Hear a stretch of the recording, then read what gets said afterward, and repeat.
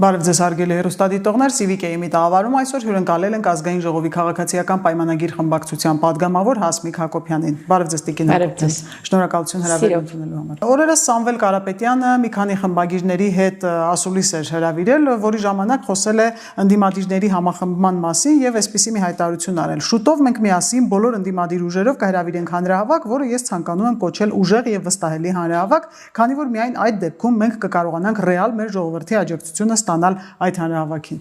Խնդրեմ ձեր մեկնաբանությունը, հնարավոր է այդ տեսակ համախմբում։ Նախ դա ասուլիս կոչելը մեղք է, որովհետև ինչ ասուլիսի մասին է խոսքը։ Մոտ 2 օր տևեց, մինչև հիշյալ ասուլիսները ոնց են տալիս։ Հրավիրում են կամերաները միացնում են ռեքով միանգամից ուղիղ եթերով, որովհետև արագ է այսօր կյանքը։ Նա ասուլիս է տվել, դրանից անցել է 1 օր եւ մի քանի ժամ, եւ նոր սկսել են հրապարակել լավ մոնտաժված այդ հարցազրույցը, ու ես ցավում եմ այն լրագրողների համար, որոնք նստած էին այդտեղ, եւ ինձ համար մասնագիտական առումով վիրավորանք է դա, երբ որ ես գնամ, հարց տամ, չգիտեմ այդ հարցերը գրված էին թե չէ, չեմ մեղք վերցնին վրա, ենթադրում եմ, եւ սպասենք եւ մի քանի օրից ինձ տային իմ հարցազրույցի վերջնական տարբերակը, եւ ես չմասնակցեմ այդ հարցազրույցի կազմանը, մոնտաժմանը, հա, ինչ էր խոսել, ես գոնե մասնագիտական աչքով նայելուց տեսնում եի, թե քանի կտոր է կտրված, ինչպես են բառերը հավաքել, ինչպես է միտքը կտրված եւ կպցված հարցը եւ այլն եւ այլն։ Սա ծիծաղելի է ինձ համար։ Ինչ վերաբերում է նրա խոսացածին, նախ ինձ համար ծիծաղելի է էլի նրան մեկնաբանել, արդեն բան է էլի, դա ես սպասում եմ, երբ պետք է այս թեմաները վերջանա, եւ այս մարդու անունը այլևս չլսենք, իր մտքի գոհարներին չծանոթանանք, բայց մի բան են իրենք կարողանում ուժեղ անել։ Մինչև հիմա ապացուցել են, որ կարողանում են ուժեղ ընտրակաշարք բաժանել։ Իրենք ոչ ուժեղ ոչ մի բան չեն կարողանում անել։ Մեկ էլ ուժեղ կրվեցին, հա։ Մի քիչ ուժեղ կրվեցին, բայց լավ ուժեղ ընտրակաշարք են բաժանել։ Ու ես նաև այսօր իմացա, որ նրանք այս ուժը այսօր բողոքարկել է Սահմանադրական դատարան ԿՀ-ի որոշումը եւ պահանջում է չեղյալ համարել այդ որոշումը ու կամ երկրորդ փուլ ընտրությունների նշանակել կամ առհասարակ վերաքվեարկություն, հա, ոչ թե երկրորդ փուլ։ Սա ինձ համար էլի զավեշտ է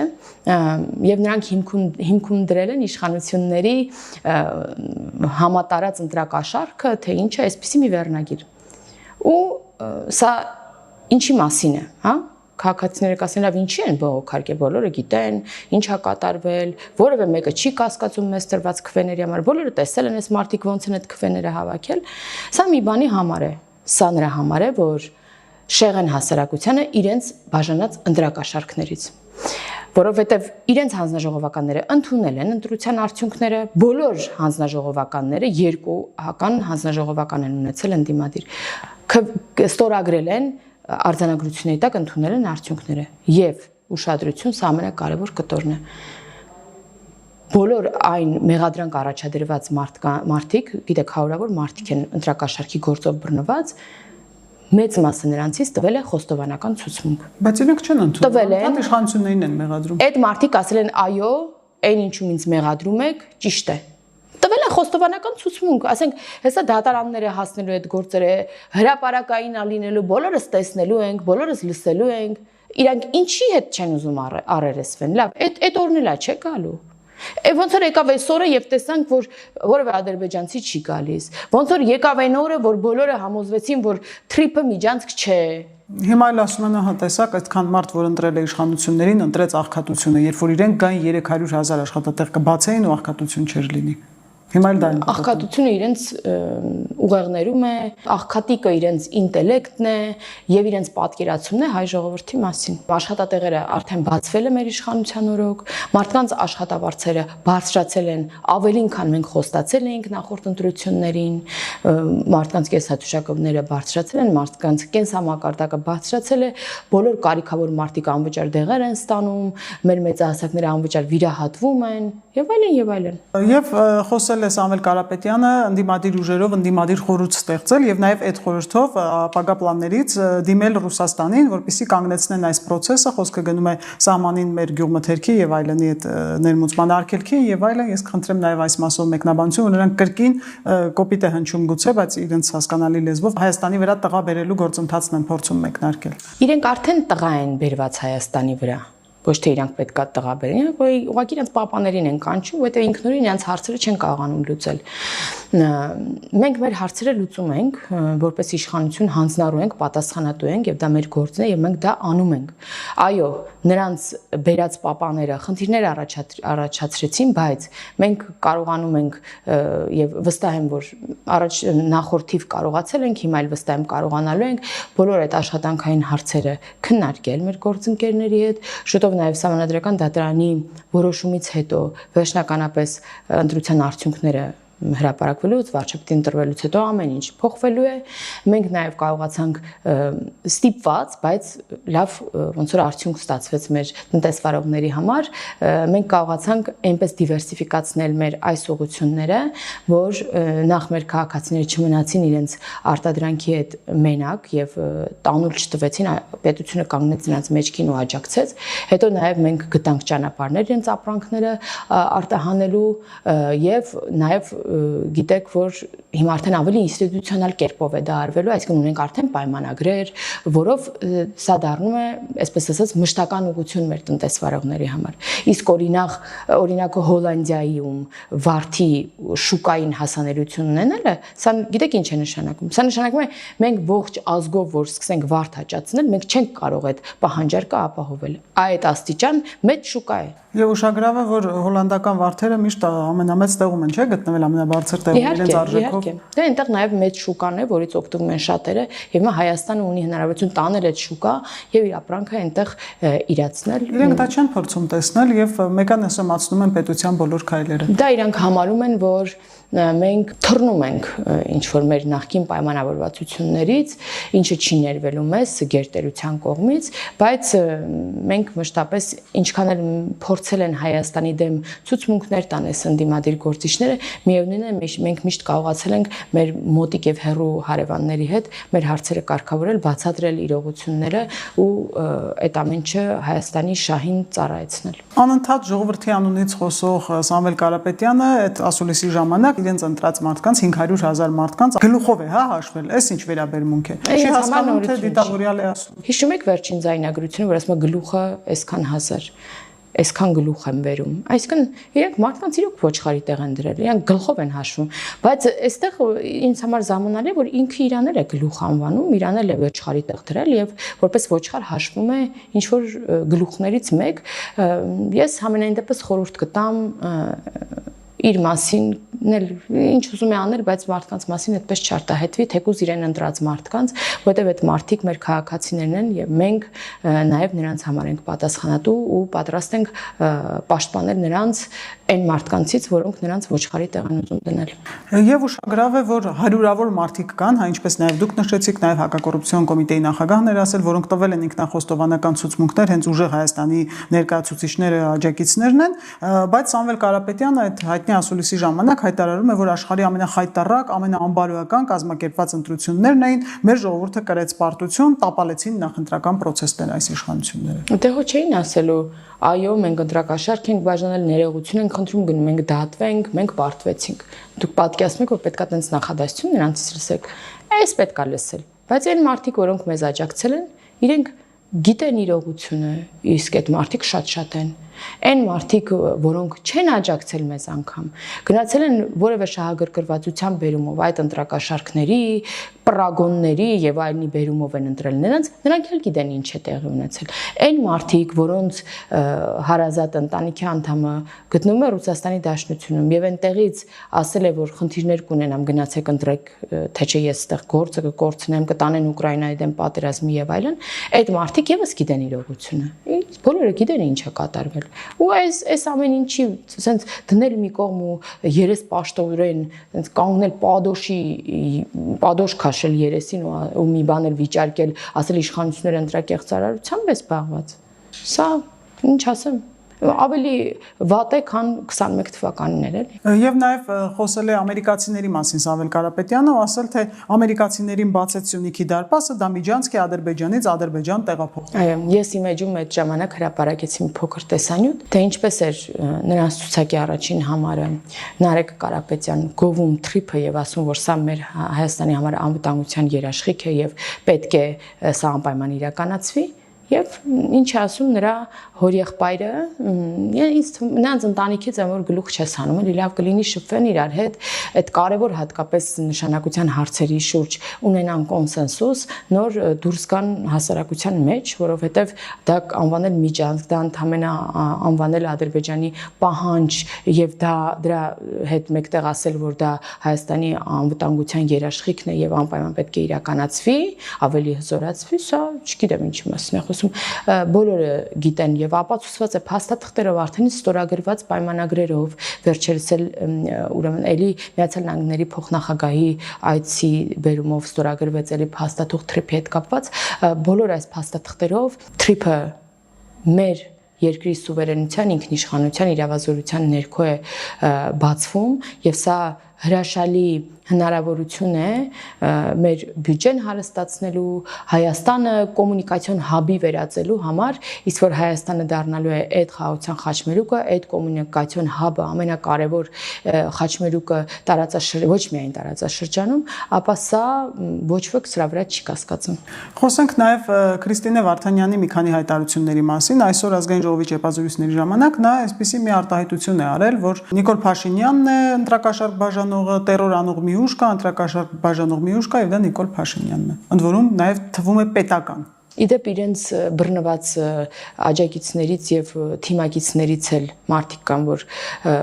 խոստովանական ցուցմունք են տվել, ինձ համար ամենահաճելի գործերից չի էս կնոջը մեկնաբանելը։ Էլի նույն ինչ տարբերություն։ Ես ինչ ասում եմ Սամվել Կարապետյանի մասին, նույնը իդենտիկ նույնն է։ Կարող եմ ասել այս Հայաստան դաշինքի մասին, Ծառուկյանի մասին, մենք իզուր չէ որ ասում ենք երագլուխ, այսինքն նույն մարմինն է, երեք խոսող գլուխներով, որոնք վստահաբար առաջիկայում բոլորը կտրվելու են, գլխատվելու են եւ ազատվելու է մեր քաղաքական դաշտը այս աղտից։ Քրիստինե Վարդանյանը նաև ասել է, որ իրենց ընտրողները իրենցից ռադիկալ պահանջներ են իրենց առջև դնում, ինչ նկատի ունի։ Ռադիկալը ինչին են ասում, ուժ գործադրել, օրինականությունից դուրս գործել։ Իրենք իրենց դիրքավորեցին մաքսիմալ ռադիկալ, որպեսզի ընդդիմադիր ձայներ ունենան։ Ես հասկանում էի, այսինքն իրարից ձայն էին խլում։ Հիմա բայց ռադիկալ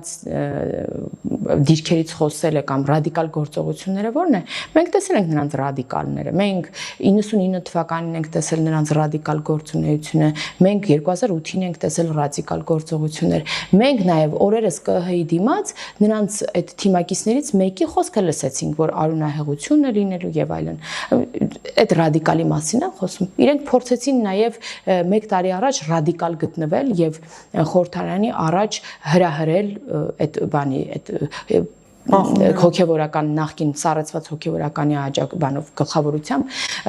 հրահրել ռադիկալ գործողություններ։ Իդեպ իրենց կուսակցության ներկայացուցիչ Իշխան Սաղաթելյանը բոլորս հիշում ենք, այդ ռադիկալ գործողությունների արդյունքում ինչպես էր փախչում ոստիկաններից, որոնք սպրինտերի արագությամբ ոչինչ չէին անում, պարզապես ինքը իդեպ այդ առումով էլի ակտիվ է, որովհետև մենք չենք հասցնում նկատել նրան գրանցվելուց, խորհրդարանում այդ կոճակը սխմելուց ու թռնելուց, հա, այդ պահը չենք կարողանում ֆիքսել շատ ժամանակ, ոնց է արագ մտնում, գրանցվում ու փախնում։ Իդեպ շատերը նաև ընդմիջման ժամին են ասել, մի գաղտնիք բացեմ, երբ որ այդ կես ժամանակ ընդմիջում է լինում, շատ ընդդիմադիրներ գալիս են ընդմիջման ժամին գրանցվում, գնում են, այսինքն որ այնտեղ էլ չլինենք, ուղղակի երբեմն եղել է, որ օրինակ ես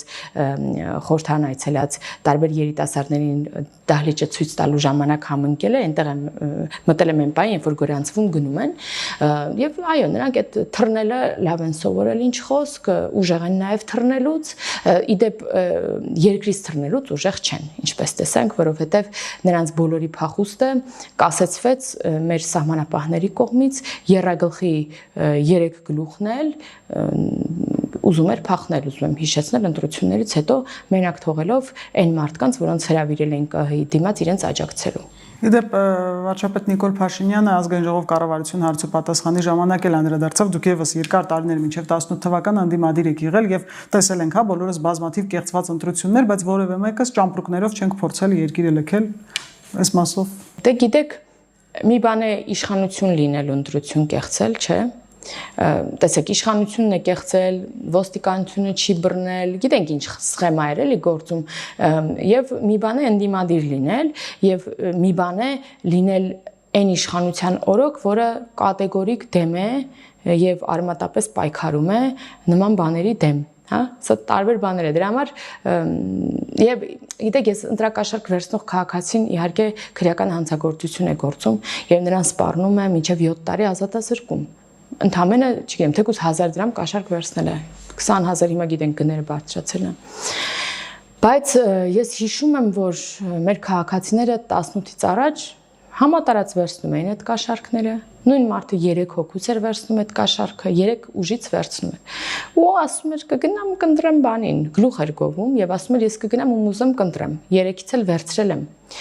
Այսինքն մի բան էլ տենց հայի շուստրությունն էին էլի ձևակերպում եւ հպարտանում էին, որ իրանք կարողացել են գցել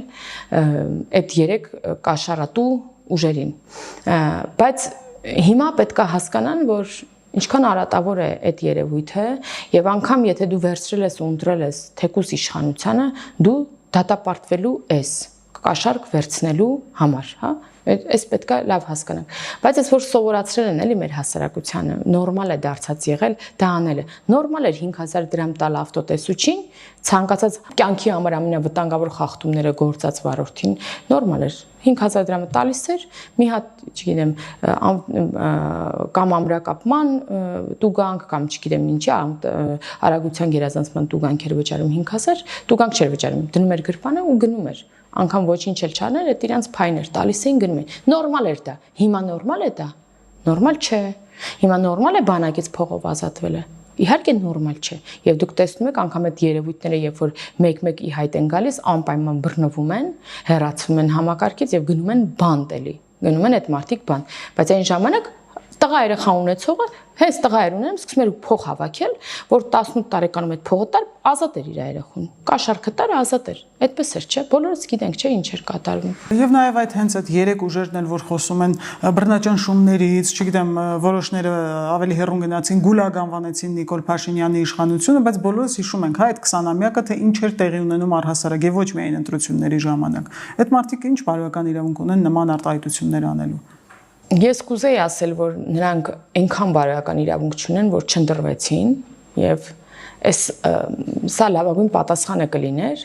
բայց ցավոք այդ գումարը, ընտրակաշառքը եւ գողական բարքերը նրանց կողմից կիրառած ունեցան իրենց ազդեցությունը եւ նրանք որոշակի քվե հավաքեցին։ Փառք Աստծո չկարողացան զավթել իշխանությունը եւ Հայաստանը տանել կործանման։ Նրանք որ բարոյական իրավունք չունեն, սա որևէ մեկի համար հարցական չէ, հա։ Նրանք այսօր անգամ, չգիտեմ, ամենավատ, հեսա բոլորով ուժեղ հանրահավաք են անում։ Հեսա կհաշվենք, քանի հոգի է իրենց հանրահավաքի մեջ։ Նկատի ունեմ զավեշտալի չէ, որ այս երեքը բռնապետությունից են խոսում։ Հա, դե իհարկե իրանք իրենցով են զավեշտ, ինչի մասին է խոսքը։ Բայց բան անել, հիմա բոլորով հեսա կտեսնենք ինչ աջակցություն են քաղաքացիների կողմից եւ քաղաքացին աջակցում են նրանց օրակարգին, թե չէ, բոլորով ուժեղ հանրահավաք են անելու եւ արդեն այս դեպքում չեն կարող ասել, որ մենք միասին ավելին ենք, քան իշխանությունը։ Կտեսնենք, քանի 100 կամ 1000 մարդ էլի տարբեր, բայց ես նաև ուզում եմ խնդրեմ մեր քաղաքացիներին, այս հանրահավաքներին գալու համար չտրվել այդ գումարի գայթակղությանը կամ տարբեր պրագոններին, որովհետև սա եւս այս դեպքում եւս դատվելու են այն մարդիկ, որոնք փողով եկել են հանրահավաքի։ Հակակոռուպցիոն կոմիտեն դիմել է Արդարադատության նախարարին ընտրական հանցագործությունների դեմ օրենսդրական խստացումներ նախաձեռնելու առաջարկով։ Ազգային ժողովի նախագահ Ալեն Սիմոնյանն էլ հայտարարել է, որ ազգային ժողովի օրակարգը կբերվի օրենսդրական նախաձեռնություն, կխստացվի ընտրակաշառք տալու եւ վերցնելու համար պատիժը, կխստացվի ու կսահմանվի վերցնելու համար մինչեւ 9 տարի ազատազրկում, տալու համար մինչեւ 10 տարի ազատազրկում, եւ ձեր գործընկերներ Արուսյակ Մանավազյանը եւ Ալխաս Ղազարյանը նախագիծ են ներկայացրել, որ 6 ամսից ավել Հայաստանից բացակայողներին կարգելվի ընտրություններին մասնակցել։ Այ շատերը ասում են, որ սա մի քիչ ուշացած է, սա պետք է արվեր դեռ մինչև ընտրությունները, ինչ կասեք։ Իդեպետ վերջին օրենքին ես եւս համահեղինակ եմ եւ ժամկետների մասին իհարկե դեռ քննարկումներ ունենալու ենք։ Նախագիծը մի քիչ այլ տեսք միգուցե ունենա, դեռ աշխատում ենք այս նախագծի վրա եւ նորմալ է, երբ որ նոր է ի հայտ եկած իրողությունների դեպքում դու օրենք ես փոխում, մենք շատ դեպքերում մի քաղաքացու բարձրացրած խնդրի բերումով կարող ենք օրենք փոխել եւ այդպես շատ է եղել եւ երբ որ մենք ամեն քառօրյային ունենում ենք 20-30 նախագիծ, դրանք հիմնականում նոր ի հայտ եկած խնդիրները լուծելու բերումով է, լավարկում ենք օրենսդրությունը, նոր իրողություններ են ի հայտ գալիս, որի դեմ պետք է կարգավորումներ լինեն եւ այլն եւ այլն։ Եվ նախկինում անել, մենք նախկինում էլ օրենսդրական փոփոխություններ արել ենք, բայց որ պատկերացնես, որ կարող են համատարած միլիարդներ ծախսել եւ դրսից մարդիկ բերել, որպեսզի իրենց ընտրեն գնան, սա մի քիչ պատկերացնելի չէր, որ մի հատ էլ դրա դեմ դու գործողություն անեիր, հա։ Այսինքն չափերի առումով չէիք մտածում, որ այսքան առելի չափերի։ Իհարկե չես պատկերացնի, որ այդ աստիճան ձեռնտու է իրանց այդքան միլիարդ բաժանել, որ այսինքն, բայց հիմա հասկանում եմ ինչու։ Օրինակ, որովհետեւ օգոստոսի 8-ից հետո նրանք հասկանում են, որ Հայաստանը ինչ հնարավորություններ է ստանալու ու իրանք պատկերացնում են, որ եթե այն քանդու քարապեղած պետության ղեկավարելու դեպքում կարողացել են տենց միլիարդներ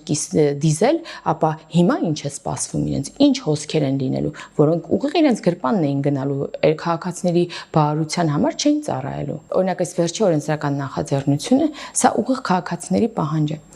Հազարավոր քաղաքացիներ դուք նաև նկատած կլինեք, լսած կլինեք, տեսած կլինեք, ձեր շրջապատում խոսացած կլինեն, ասում են ինչու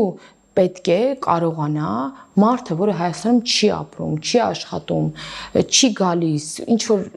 շատ կամ քիչ է գալիս, հա, գերեզմանի համար է գալիս, որ հարազատի գերեզմանին այցելելու կամ ինչ որ մեկի հարսանիքին, որպես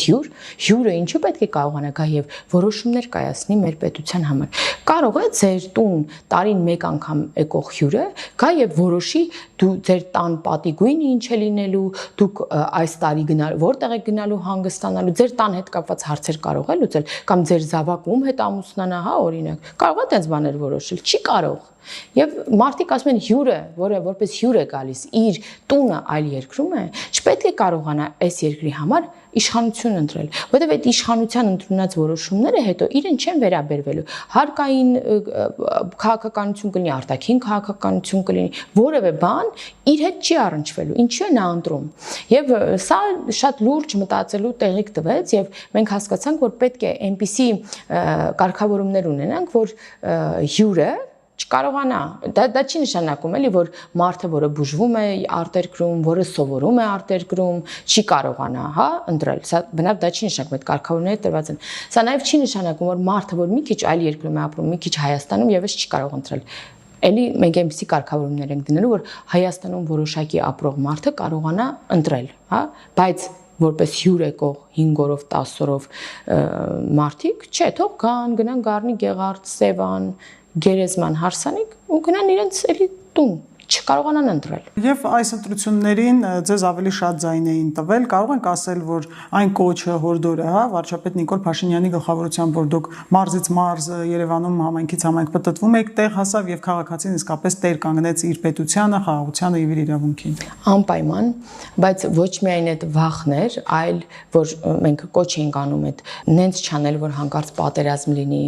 ոչ միայն այն էր, որ մարդիկ ասում են, ինչ պետք է դրսից որոշեն, դա էլ է որոշիչ եղել մարդկանց համար, հա, բայց նաև ես շատերին գիտեմ, որոնք մոտենում ասում էին, որ պատերազմից հետո իրենք հիասթափված են եղել, ապա տեղեկատվության այդ հոսքին են տրված եղել եւ հիմա մեզ են ընտրելու կամ ընտրել են մեզ ասում են, եւ մենք ունենք նաև 18 թվականից հետո մեզնից հիասթափված, հա, հեղափոխությունից, պատերազմից ավելի հետո մեզնից հիասթափված մարդկանց վերադարձ դեպի մեր ուժ եւ դեպի մեզ աջակցություն, ինչը շատ պարտավորեցնող է։ Պատկերացնում եք, մարդը, որը հիասթափվել է ու մեզ չի ընտրել, հիմա հասկացել է մեր քայլերը ինչի համար էին ու նորից դարձել է մեզ ընտրող։ Այսպիսի մարդիկ էլ կային եւ սա շատ կարեւոր է մեզ համար։ Դրա բերումով է եղել, որ մեզ նաեւ շատ ձայն են տվել, որովհետեւ ամբողջ աշխարհում իշխանությունը միշտ հաջորդ ընտրություններին քիչ ձայն է հավաքում, որովհետեւ մարդիկ ավելի բողոքում են իշխանությունից, այսինքն իշխանությունից բողոքողներն ավելի շատ են լինում, դժգոհ մարդիկ, եւ մարդիկ սովորաբար ուզում են փոփոխություն դեպի լավը։ Իսկ ընտրություններին բոլոր ուժերը ավելի լավն են, չէ, խոստանում։ Եվ մենք 8 տարի իշխանություն լինելուց հետո սրանք ավելի շատ ձայն, քան նախորդ ընտրություններին էր, քան հեղափոխության օրերին էր, այդ էյֆորիայի օրերին, սա իրոք ֆանտաստիկ մի բան է։ Եթե կհիշեք, վարչապետ Նիկոլ Փաշինյանը Գավառում, երբ Արարատ Միրզոյանը ասաց, որ ելակ արտադրող մի ֆերմեր մոտեցել է իրեն եւ ասել, որ չեն թույլ տալիս դա այդ օրիջները, երբ արգելել էին ելակը դեպի Ռուսաստանի Դաշնություն, ասել էր, որ ելակը ոչինչ կսպասի թեկուզ փչանա, կարևորը պետությունն է, վարչապետ Նիկոլ Փաշինյանն էլ հայտարարեց, որ դուք պետությանը տեր եղեք, մենք ձեր ելակին տեր կլինենք։ Այդ ձեզ մոտեցել են այդ տեսակ գործարարներ այս հարցերով։ Ես շատ նման քաղաքացիներ եմ տեսել եւ լսել եմ նրանց, որոնք ասում են, որ մեզ նեղելով չեն վախացնի, որովհետև մենք մութ ու ցուրտ տարիներ տեսած մարդիկ ենք, մեզ համար այս ազատությունն ու պետությունն ու խաղաղությունը ամենակարևոր բանն է, հա։ Մանավանդ միջինից մի քիչ բարձր սերնդի մարդիկ, որոնք կամ թեկուզ մեր հասակակիցները, որոնք տեսել են այդ ցուրտ ու մութ տարիները, նրանք շատ են գնահատում այն խաղաղությունը, որը կա, եւ հաստատ կանգնած են պետության թիկունքին, պետության, ես իշխանություն չեմ ասում, պետության,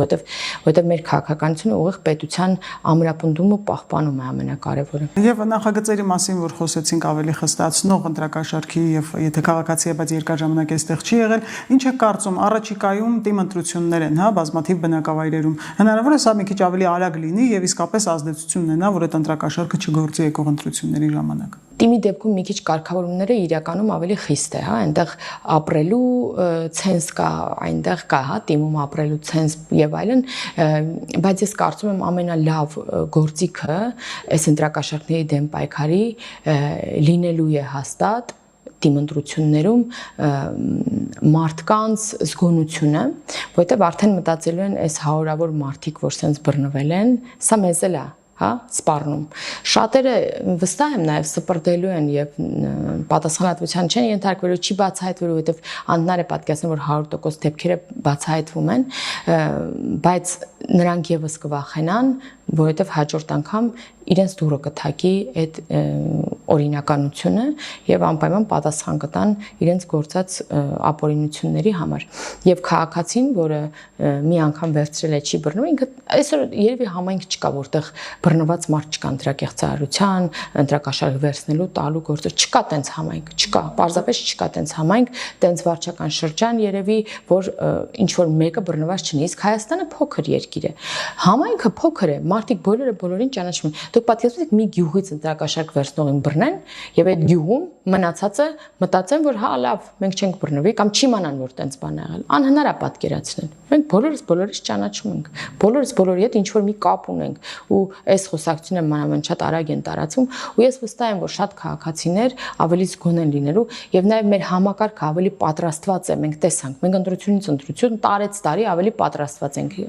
այս բանի մարտահրավերներին եւ հիմա ավելի պատրաստված ու ավելի կոփված են գնալու մյուս ընտրություններին, որովհետեւ տարբեր սխեմաներ արդեն մեզ համար շատ པարզ է եւ ավելի հեշտ է բացահայտվում։ Եվ այդ զգոնությունը ավելի շատ կզգան նաեւ վերջնողները, որտեղ անդադ խոսվել է այս օրենքից հետո իհարկե արդեն վերջնողներին էլ է պատիժ հասնում, բայց միշտ խոսվել է տվողի մասին, պատժվել է տվողը եւ ինչ որ ավելի մեղմ դուք պատկերացնում եք, չէ, որ ինչ որ մեկը որ զանգում է, ինչ որ մեկին ընտրակաշարք տա, ինքը պատահական մարդու չի զանգում։ Միգուցե նախկինում եւս օրինակ այդ մարդուն ընտրակաշարք տվել է կամ ինչ որ ծանոթի բան կա, հետո պատահական ինչ որ համար չես հավաքի կամ պատահական մարդու չես ասի ընտրակաշարք տում դու մեզ ընտրի։ Բայց մենք այս ձայնագրությունների ժամանակ բազմաթիվ դեպքեր տեսանք, երբ որ քաղաքացին հրաժարվում է։ Ասում է ես տենց բաներում չկամ, ինձ մի զանգի։ Լսել եք չէ՞ տենց ձայնագրություն, ես վերջերս էլ դրանից առաջ էլ այդ նույն քաղաքացուն այդ նույն գողական այդ պրագոններով էին վախացնում, ասում էր ինձ մի ներքաշեք դրա մեջ։ Ու սա հրաշալի բան է, սա իմ այս գաղջի մեջ, այս ընդդիմադիր այդ դրվագները ամենալուսավոր կետերն էին։ Սա նշանակում է, որ որևէ բան կորած չէ եւ մանավանդ հիմա արդեն շատերն են գրողի ծոցը ուղարկելու հանցագործ այդ տասնապետերին, հարյուրապետերին, հազարապետերին, որոնք ուզում են առնել այդ մարդկանց ու իրենց ճակատին գնապիտակ կպցնելու։ Շնորհակալություն։ Ես եմ շնորհակալ։ Հիշեցնեմ, որ մենք զրուցում էինք ազգային ժողովի քաղաքացիական պայմանագիր խմբակցության падգամավոր Հասմիկ Հակոբյանի հետ։ Հավանիր տեսանյութը եւ բաժանորդագրվիր նորությունները բաց չթողնելու համար։